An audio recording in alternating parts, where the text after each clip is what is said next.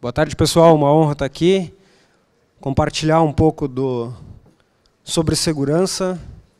Sempre vejo um pessoal conhecido nos eventos, que é bom.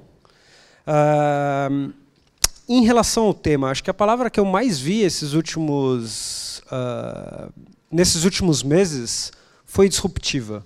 E meu desafio era tentar enxergar e ver o que essa forma disruptiva afetava a segurança. Primeiro, a gente sabe que vive um momento, apesar de uma situação macroeconômica importante, a gente vive um momento para a tecnologia muito interessante. Onde eu tenho não só a situação onde a tecnologia é base de sustentação para todos os negócios, mas eu tenho uma outra frente que é a falta de profissional qualificado, o que gera uma oportunidade para todos vocês, que principalmente estão aqui, preocupado em fazer a sua reciclagem, entender os modelos relacionados à segurança que foram discutidos. Eu vi que a gente já abordou diferentes assuntos. A inovação, para quem gosta da parte teórica e quer achar mais conteúdo e tem interesse de entender a parte de onde foi criado, procure no Manual de Oslo. Você vai encontrar o que é inovação, qual é a definição, quando surgiu e o que se trata em relação ao conceito. Mas não só. A inovação, acho que agora o conceito disruptivo é um conceito que a gente pode achar que é jovem, mas é um conceito trazido por Clayton Christensen no Harvard Business Review há 20 anos. Então, a gente tem tratando, e já é previsto que esse novo modelo que transforma a forma como a gente enxerga e usa a tecnologia vai acontecer de cada vez de maneira mais rápida e importante. O tema que eu escolhi é pano de fundo e diria mais, é capa de duas revistas que eu acho super importante que a gente tem que estar bastante antenado. The Economist e Harvard Business Review. Falando de dois temas principais onde a gente vai encontrar inteligência artificial e conhecendo seu novo colega de trabalho, os robôs. O primeiro ponto, vocês têm ideia da quantidade de empresas e de novas empresas grandes o suficientes e maduras e novas startups trabalhando com inteligência artificial?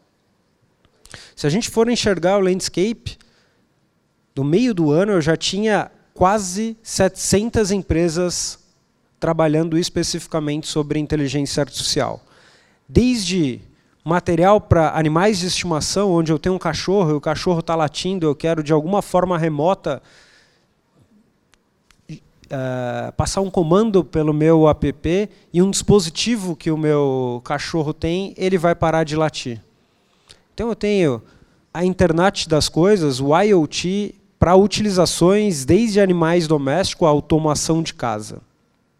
Para contar essa história, eu preferi usar um pano de fundo contando o que eu enxerguei em relação a alguns filmes e usando tudo isso como exemplo.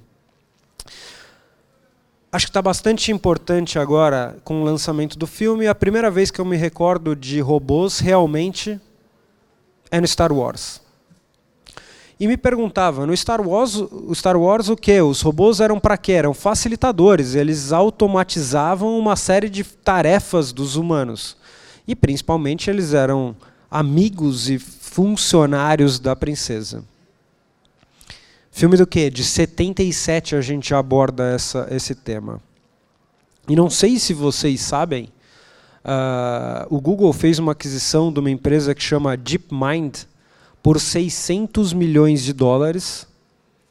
E essa empresa não tem um produto, não tem um serviço. Ela tem um conceito que, da mesma forma que eu aprendi a jogar Atari, quem jogava Atari aqui ou quem já jogou? 50% talvez. E eu aprendi a jogar Atari, provavelmente da mesma forma que vocês, na tentativa e erro e olhando, aprendendo na tela.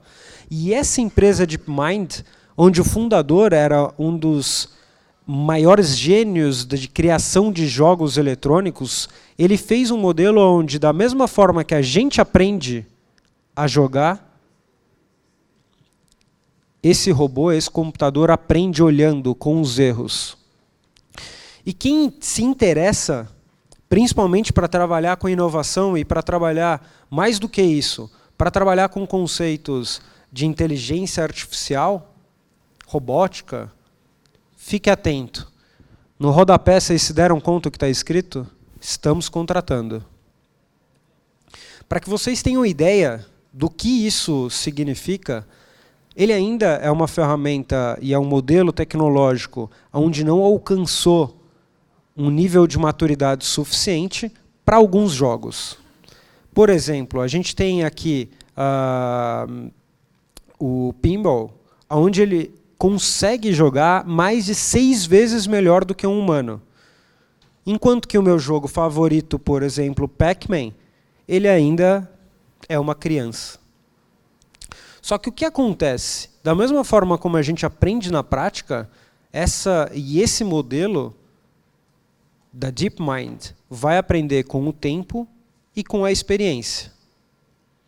Da mesma forma, os robôs vão começar a aprender de uma forma muito semelhante ao que os humanos aprendem. Interessante, dá para se usar isso para vários assuntos, concordam? Para que fique claro para vocês e fique um pouco mais visual, vamos dar uma olhada nesse vídeo. Vou abrir o som aqui, pessoal.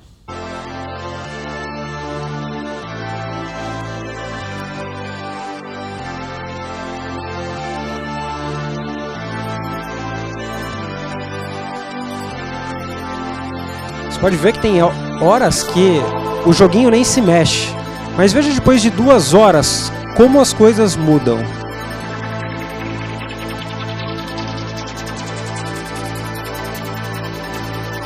Já parece um profissional, certo?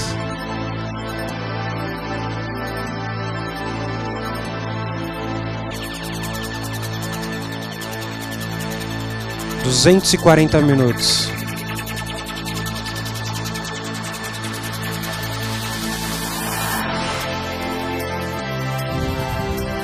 A partir de 240 minutos começa a magia. Ele faz o jogo trabalhar por ele. Olha que interessante. E quem está interessado vai encontrar uma série de outros vídeos e materiais na própria internet.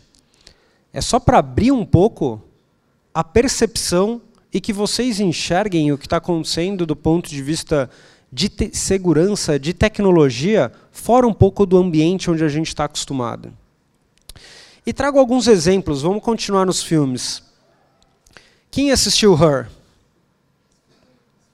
Sistema operacional, primeiro sistema operacional com inteligência artificial, denomina que o nome do próprio sistema operacional é Samantha, porque ela achou bonito esse nome.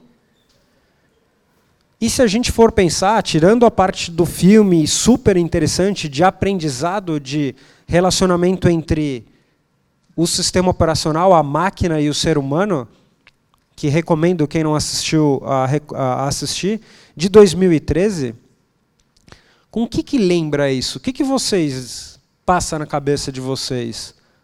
Primeira coisa que eu lembro é a Siri. Só que a Siri ainda, por mais que ela tenha contexto super interessante, outro dia eu fiz uma pergunta para ela. Siri, posso me matar hoje? Imagino que sim. Opa! Quem assistiu outros filmes sabe que tem as leis dos robôs, proteção. Acho que a gente precisa ter ajuste e precisa evoluir em relação a desenvolvimento, certamente, de como as coisas vão acontecer e como a gente vai usar a inteligência e o benefício, obviamente, desses robôs para nos apoiarem. Hoje, call center emprega milhares, milhões de pessoas ao redor do mundo. E é um super negócio, não só para o Brasil, mas pela Índia. O que diria, e a gente já sabe certamente, que tem uma série de formas de automatização de atendimento pelo call center. Mas em quanto tempo um sistema semelhante a Siri vai substituir todos os profissionais de atendimento? Será que é possível? Será que a gente já não viu essa transformação no mercado financeiro com o internet banking? Será que não é uma forma natural isso está acontecendo? E mais do que isso, quanto outros empregos não poderiam ser automatizados? A gente já viu estudo de robô que cria música com harmonia, e entre outras funções que a gente jamais imaginou. E é interessante que a gente fique atento, porque todo mundo quer manter seu nível de empregabilidade num nível confortável. Assim espero. E esse outro filme aqui do John Depp, Transcendence, quem assistiu? Já está aumentando. Começa a passar o ano, né, 2014, o pessoal já assiste mais. Nesse filme, só contando um pouco da história, o que é? O John Depp tem uma doença, tem uma doença não, ele está numa situação de trauma, ele vai passar daqui para melhor, espero, e ele quer deixar o legado dele, a inteligência, que ele é um homem brilhante, ele está trabalhando com inteligência artificial, dar continuidade. Como isso seria possível? Fazendo o upload da consciência dele para um computador. Vocês lembram disso? Daqui a quantos anos vocês acham que isso vai ser possível? 10 anos? Quem acha que é mais, levanta a mão. Quem acha que é menos, abaixa. Mais? Quem acha que é possível, então, há 5 anos? Daqui a 5 anos. Mais de 20. Entre 10 e 20, eu diria que está a maioria aqui comentando sobre isso. Vocês já ouviram falar de um evento que chama SXSW, é um evento de música, arte e inovação? South by South. Acontece em Austin, no Texas. E, para quem é de tecnologia, foi lá que o Yahoo lançou a nova forma de autenticação que não usava senha, aquele novo conceito de muito próximo a OTP. E nesse evento, aconteceu eu assisti algo extremamente interessante e que eu achava da mesma forma como vocês, que o upload de consciência iria acontecer daqui a alguns 10, 20 anos. E deixo um vídeo para que vocês vejam isso. Essa é Bina 48, é um robô e é uma réplica dessa senhora. É uma réplica. O robô está contando para ela sobre a infância. Está falando sobre as memórias. Robô tem memória? Só que são as memórias da Bina Rothenblum em relação a temas que ela foi entrevistada durante centenas de horas, e ela comentava justamente que ela tinha uma harmônica, uma gaita que ela na adolescência levava na bolsa para todos os lados. E aonde isso quer chegar? Onde eu quero chegar com essa visão? E quem está interessado em escutar esse áudio e assistir uma série de vídeos, esse robô foi entrevistado por vários programas de TVs americanos, não vi ainda no Brasil, mas esse busto da Bina 48 é desde 2011. E desde 2011 a gente já tem a possibilidade de fazer um upload da consciência de uma pessoa. Ok, existem certas limitações, mas mais do que isso, essa consciência está conectada na internet e respondeu aos meus tweets. Se vocês têm dúvida, incentivo vocês a fazerem o mesmo. Mandem uma mensagem, conversem, façam pergunta para ela. Essa é uma iniciativa de Martine Rothenblum, é o CEO, mulher mais bem pago do último ano nos Estados Unidos. É a mulher da Bina. Eles têm 4 filhos. É o CEO da Cyrus, aquela antena. Nos Estados Unidos tem uma... Você paga por o serviço de música, que a gente conhece alguns outros online, mas por satélite. E ele tem N iniciativas de investimento. E uma questão curiosa é que ele ou ela, sempre me perco um pouco, que eles fez uma operação de mudança de sexo. Uma das filhas estava doente e ele tinha poder financeiro para levar nos melhores médicos. Os médicos disseram, olha, sua filha tem um problema no pulmão e, infelizmente, a gente não tem tecnologia e não tem o que fazer. Uma pessoa que nunca tinha estudado biologia fora do colégio, da parte acadêmica, identificou uma nova forma de transplante de pulmão que não só salvou a vida dela, como de centenas de americanos. Se esse cara é capaz de achar coisas tão fantásticas, eu começo a prestar atenção em tudo que ele está fazendo, porque faz algum sentido. E mais do que isso, ele apoia um modelo que é o LifeNaut, onde você pode começar a fazer o seu upload de consciência. E, em vez de fazer entrevistas e gravar isso, você começa a plugar ele nas suas redes sociais para aprender o teu comportamento. Uma rede que já tem mais de 30 mil usuários criando o upload da sua consciência. Só que o que quer dizer o upload da consciência? Não sei se vocês estão acompanhando o raciocínio onde eu quero chegar. O que aconteceu nesse filme, Eu, Robô? Vocês lembram? Os robôs eram o quê? Para ajudar a sociedade. Não eram para ser babás, para ser cuidadores de pessoas idosas. E por algum momento as coisas deram errado. E por questões como essa, no mesmo evento, a gente já tem protestos anti-robôs. Poxa, eu tenho protesto anti-robôs, mesmo antes deles estarem acontecendo, como da mesma forma eu tenho um outro grupo jurídico discutindo o quê? Se eu faço o upload da minha consciência para uma máquina e ele começa a tomar decisões, ele começa a ter sentimentos, que infelizmente vocês não viram no vídeo, mas no vídeo ele fala assim, tem dias, o robô falando para a Bina verdadeira, tem dias que eu acordo triste, porque eu queria poder ir no jardim e podar as plantas. O robô tem sentimento? Para mim, isso é novidade. Mas existem discussões legais de que se eu tenho o upload dessa consciência numa máquina, será que eu tenho o direito de desligar essa máquina e terminar com essa nova vida? E da mesma forma como a gente tem desafios importantes em relação à legislação e ao uso e não de tecnologias de transporte, como a gente tem os táxis e Uber, a gente vai ter outros desafios que não sei o quanto está claro para vocês. Espero que, de alguma forma, essa visão esteja sendo ampliada.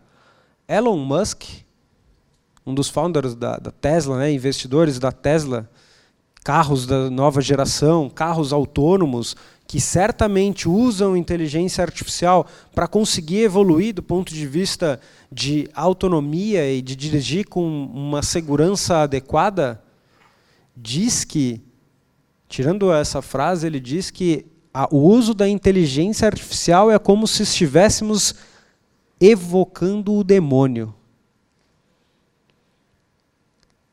Stephen Hawking, da mesma forma, se manifesta, e vocês talvez já tenham se deparado em algum momento, seja uma notícia do Portal Terra ou alguma notícia de mídia, dizendo o quê? Dizendo que é contra a inteligência artificial e ela tem que ser usada com controle. E Bill Gates apontando, logicamente, suas preocupações. Só que todas as empresas desses senhores estão apostando milhões de dólares no desenvolvimento, eu digo, principalmente do Elon Musk e do Bill Gates, para a questão do carro autônomo. Vocês devem ter visto dos carros que foram hackeados da Chrysler, pelo Charles Miller, etc. Eles foram contratados por quem? Pela Uber. Para quê? Não é porque a Uber quer lançar um carro, porque a maior preocupação e onde eles querem chegar é para carro autônomo. E a grande briga agora é quem vai ser pioneiro nessa frente. Que filme é esse, pessoal? Batman. O pessoal é rápido no gatilho. A parede, né, de vigilância. Todos os celulares conectados, todos os celulares ativos de Gotham estavam em alguma parede, em alguma dessas telas, e por uma tecnologia semelhante ao sonar, ele conseguiu identificar uma pessoa. Será que hoje a gente já não tem uma vigilância semelhante a essa? Será que a gente já vive algo que está muito fora dessa realidade? Se a gente já tem televisão, que o próprio fabricante diz que a gente não pode conversar determinados assuntos na frente da televisão, a gente já tem malwares como Cryptware, que invadem o teu computador, e meu computador tem um adesivo aqui na frente da câmera, porque eu sei que isso, eu posso ter um malware e acabar tendo uma super exposição e que eu não gostaria. E Minority Report? Vocês assistiram? O que o filme dizia era: eu prevejo crimes e deixo que eles não aconteçam antes que, de fato, eles aconteçam. Lógico que no filme é uma questão muito mais, talvez, extraterrestre. Tinham as entidades lá que identificavam isso. Mas hoje a gente não pode identificar, através de pesquisas, comportamentos. Alguém que faz uma pesquisa no Google ou num buscador, como matar a minha sogra, e depois vai lá e começa a comprar produtos químicos, corda e pá, não é de se chamar atenção? E eu não vou nem falar das questões terroristas e das questões religiosas mais críticas. Mas será que pelo comportamento a gente já não conseguiria identificar pessoas mal intencionadas? O quanto disso é importante para a gente se defender como sociedade e o quanto disso é vigilantismo? Não é o tema da minha palestra, mas eu deixo essa questão para ficar martelando vocês. Um robô foi preso na Suíça porque ele tinha uma quantidade de $100 para fazer compras numa tal de Deep Web. De forma randômica, ele comprava vários itens, e ele comprou latinhas de refrigerante antigas, ele comprou muita coisa interessante. Só que chegou uma hora que ele falou assim: não, agora eu vou me divertir, vou comprar êxtase. Quem se divertiu foi a polícia. Quem se divertiu mais ainda foi os donos da vernissage, que iam fazer uma exposição sobre as compras da Deep Web e tiveram seu computador preso, porque aquele robô fazia de forma autônoma, ele fazia de forma randômica, escolheria um produto e comprava. Vocês já sabiam que um computador, um robô, já tinha sido preso? A gente está começando um desafio e a gente vê um monte de coisa disruptiva que a gente fala: não, agora a discussão é táxi, a discussão é outros aplicativos online, mas tem muita coisa acontecendo. E depois que eu vi que o robô foi preso, o computador foi preso, o primeiro filme que eu lembrei foi o quê? Robocop. Se é para começar a aprender robô, se é para começar a aprender formas diferentes, o que eu preciso? De um Robocop. E a gente já está falando de esse filme especificamente de 87, que a gente enxergava isso, mas a gente já tem muito uso em drone, não tem? Muita tecnologia de forma autônoma para fazer a nossa segurança. Meu preferido, Ex Machina. Filme desse ano. Quem já assistiu? Quem não levantou a mão agora, não, se eu tivesse no lugar de vocês, eu não perderia o fim de semana por nada sem assistir esse filme.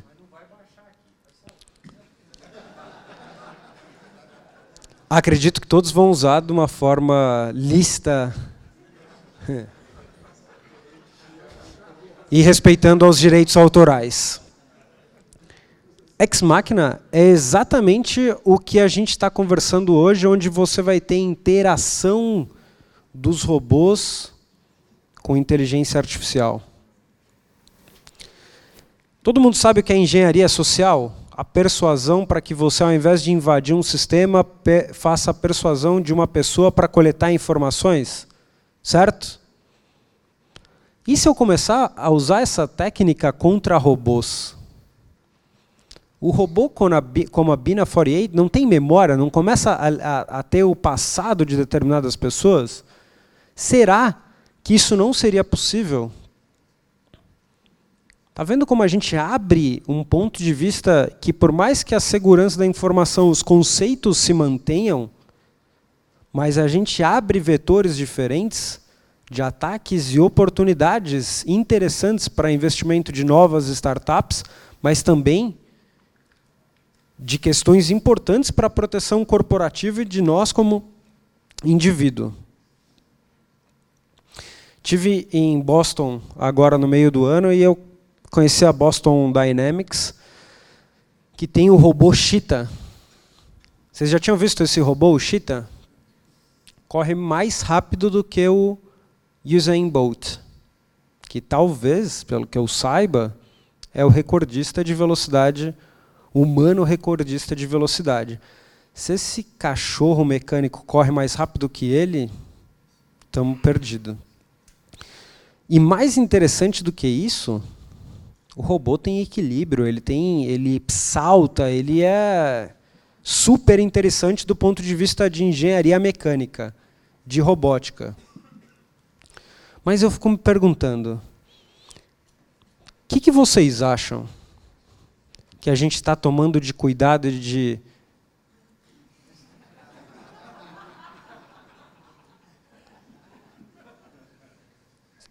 Depois que eu vi esse GIF animado, eu não queria ser aquele rapaz que estava chutando o Cheetah. Interessante, não é? E o Cheetah começou a usar... Imagina o Cheetah acoplado num drone com visão aérea e ferramenta militar. Fiquem tranquilos, isso já começou a ser usado em fase de testes, talvez há uns 3 meses atrás. Está tranquilo. Mas e se as coisas saírem do controle? O que a gente está fazendo? Qual é o plano B? O que a gente, como profissional de segurança, está se preocupando em relação à proteção, em relação a achar um modelo da gente não ver o que aconteceu nos filmes se passarem conosco? Para fechar, eu lembro de um desenho que eu adorava, Jetsons. Tinha a Lady, né, que era o robô, servia a família Jetsons. Era um robô bonzinho, bacana. Já tenho certeza que o próximo slide vocês já estão enxergando, se a gente for pensar no oposto e fazendo um contraponto a isso, na parte um pouco mais demoníaca, tenho certeza que vocês lembraram desse cara aqui. Exterminador do Futuro. E aí, senhores? O que vocês esperam encontrar daqui a alguns anos? Será que vai levar 10 anos para a gente encontrar uma situação de Jetsons ou de Exterminador do Futuro? Acho que cada um tem a sua opinião e eu vou compartilhar com vocês a minha. A minha opinião é que a gente não vai viver nenhum desses mundos. A gente tem a possibilidade de viver um mundo intermediário e muito mais. A gente tem a opção de viver um mundo onde a gente vai encontrar e aonde a gente vai direcionar. Por outro lado, eu me preocupo, e vocês sabem o porquê, quem já assistiu partes desses filmes, onde que a tecnologia e a inteligência artificial ela precisa de uma unidade de inteligência e, a partir dessa unidade de inteligência, ela vira plural. Então é importante que a gente faça e tome preocupações do ponto de vista de segurança. E pergunto para vocês, profissionais de segurança, infelizmente, quando apareceu o primeiro Internet Banking, eu não trabalhava numa instituição financeira para ter participado da tomada de decisão e da visão de riscos que o Internet Banking trazia. Mas eu posso imaginar que, para os profissionais de segurança que fizeram a primeira avaliação de risco, todos eles disseram: Internet Banking, você está louco, a gente vai perder dinheiro, isso não é negócio. E hoje, jamais eu seria correntista de um banco onde eu não tenha facilidade de utilização online.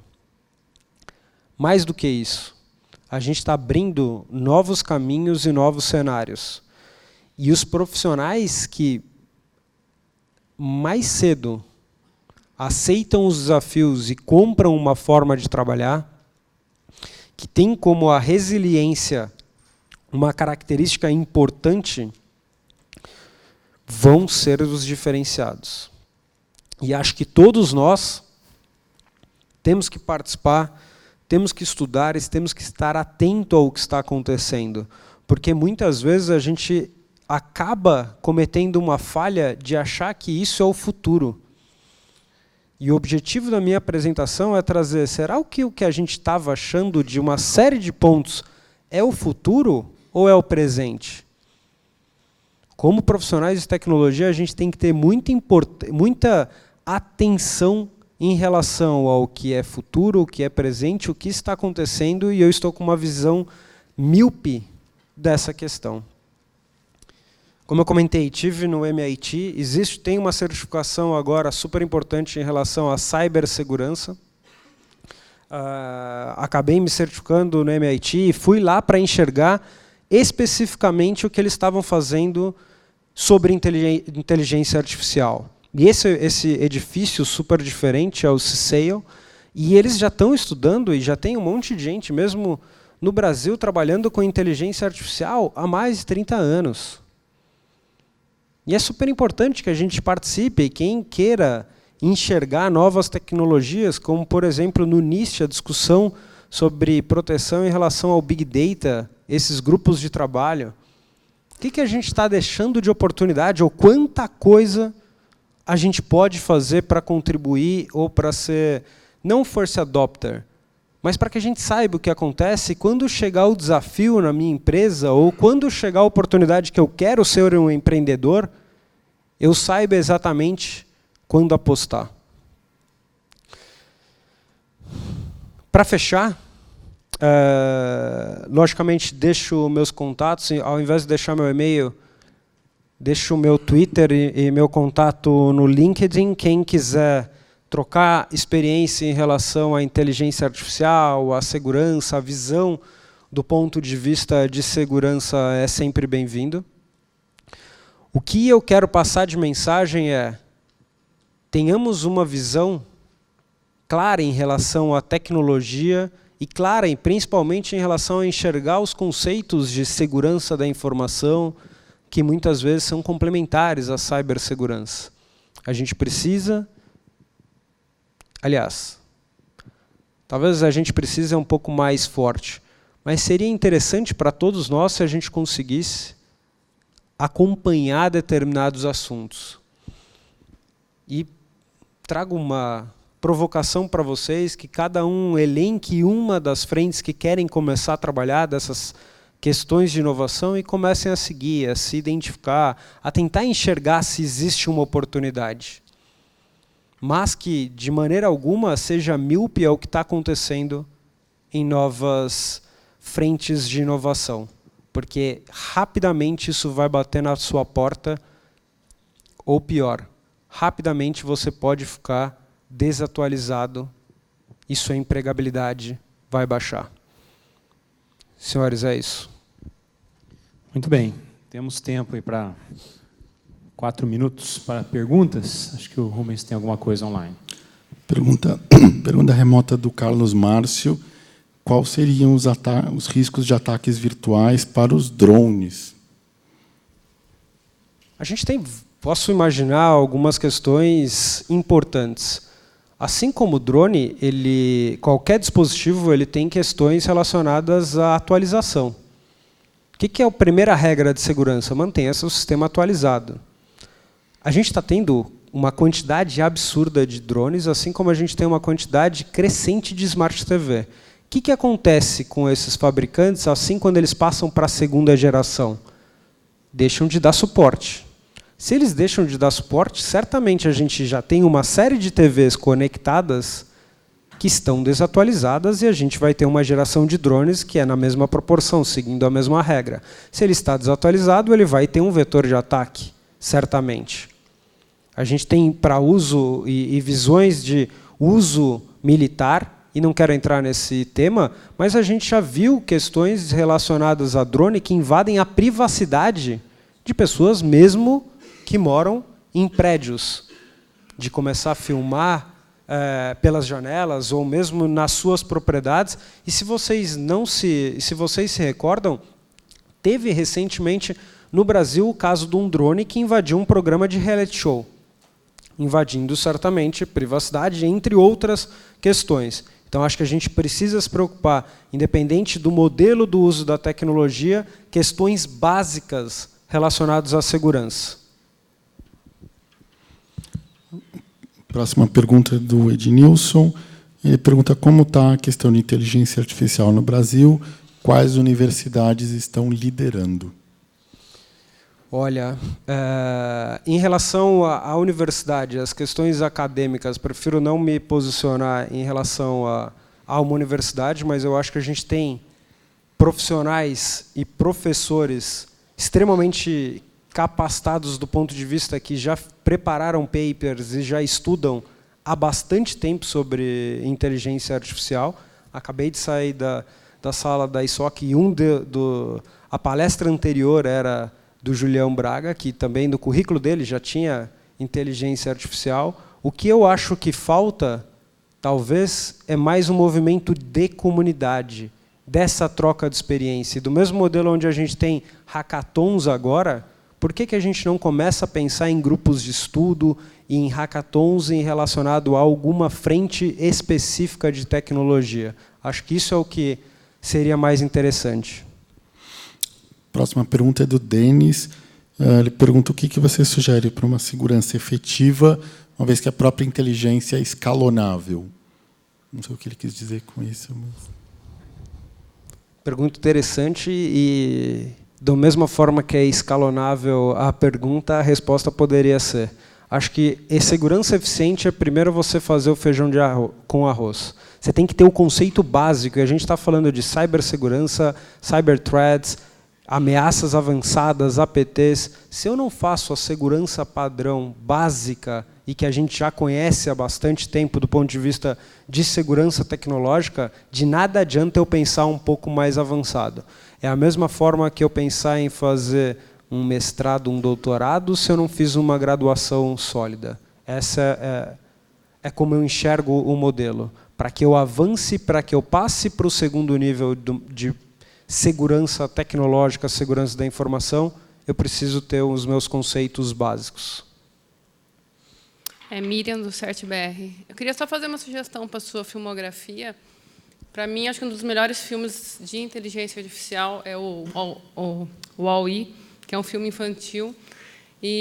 Mas, para mim, é um que sim, ele mostra bem a realidade do que as pessoas querem com a inteligência artificial, até que elas chegam num momento em que elas têm tudo, mas daí elas começam a sentir falta do básico. Elas se tornam obesas, elas não andam, porque elas têm os robôs fazendo tudo. Daí eu acho que é um exemplo bem interessante para aquela sua parte inicial. Te agradeço. E tem um seriado super inteligente, super interessante em falar dos humanos conectados. Tem uma série de outros slides e do WALL-E eu posso fazer outras colocações. E pegando o gancho que você comentou, te agradeço. A gente sempre roda, eu acho, em círculo em algumas questões, a gente volta para questões primárias. E a gente vai ter essa necessidade de sempre voltar. E assim que, quando eu enxergo uma nova tecnologia, eu tento fazer uma reflexão do que aquilo já foi aplicado e se existe algum elo no passado para que eu aprenda com o que a gente já aprendeu e as preocupações que a gente já teve sobre aquela tecnologia, ou uso ou costumes. Uma última pergunta, então, pelo tempo. Sim, é mais um comentário. Olá. Felipe Tribaldo, da Cloudflare.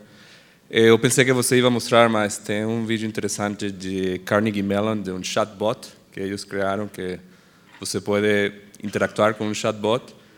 Eles fizeram uma voz e puseram a 2 chatbots a falar entre si. E é muito interessante, tem vídeos na internet dessa. Não sei se você viu. Olha quanta coisa interessante, quanta coisa a gente pode enxergar que está acontecendo. Agradeço, Felipe. E, principalmente, quanta coisa a gente está deixando de ver. E criando grupos de comunidade onde a gente possa trocar experiência, da mesma forma, eu termino em 15 segundos. Participei agora da Escola de Governança da Internet do NIC-BR, super aprendizado, super troca de experiência, e mais do que isso, a gente tem uma comunidade que se fala em determinadas mídias, a gente está conectado em quase todas as redes sociais e formas de mensageria, e a gente troca muita informação. Cada dia a gente aprende muito mais um com o outro. E meu objetivo dessa palestra aqui é principalmente abrir a visão e mostrar que a gente, como brasileiro, tem que trabalhar mais em sociedade, a gente tem que formar comunidades, formar grupos. A gente evolui de maneira muito mais rápida nesse formato. Muito bem. Vamos agradecer, então, Leandro. Leandro, obrigado. Obrigado, pessoal.